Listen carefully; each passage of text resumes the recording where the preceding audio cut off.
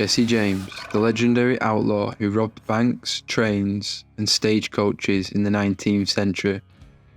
He was the leader of the James Younger Gang, a band of former Confederate guerrillas who became notorious for their daring and violent crimes.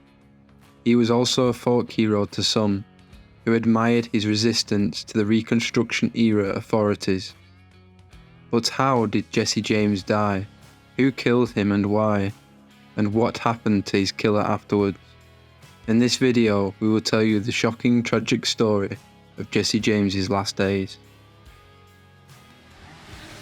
Jesse James was feeling restless. He had been living in St. Joseph, Missouri, under the alias of Thomas Howard, with his wife and 2 children.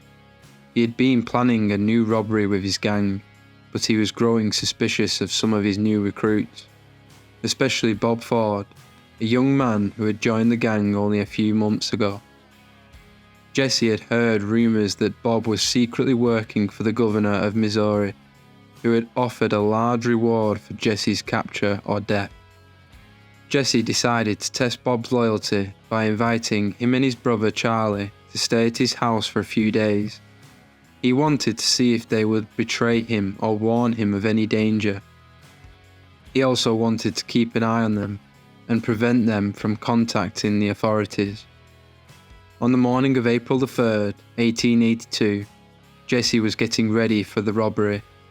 He had breakfast with his family in the Fords, then went upstairs to get his guns and saddlebags. He asked Bob to come with him, while Charlie stayed downstairs with Jesse's wife.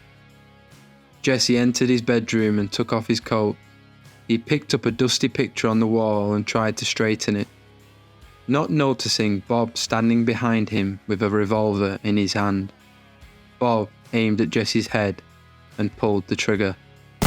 The shot was loud and echoed through the house.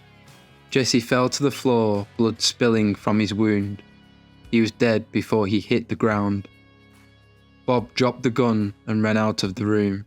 He shouted to Charlie that he'd killed Jesse James. They grabbed their horses and fled from the scene, leaving behind a shocked and grieving family. Bob Ford had just murdered one of the most notorious outlaws in American history. He hoped to collect the reward money and become a hero, but instead, he became a hated traitor and a coward who killed his leader in cold blood. Jesse James died at the age of 34, after living a lawless career for 16 years. Jesse James was a complex and controversial figure who lived a life of adventure and crime. He was admired by some and hated by others. He was a rebel and a renegade who defied the law and the government. He was also a husband and a father who loved his family and friends. The story of Jesse James and Bob Ford is a story of loyalty, greed and revenge.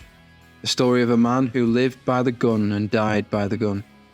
A story that has inspired many books, movies and songs. Thanks for watching.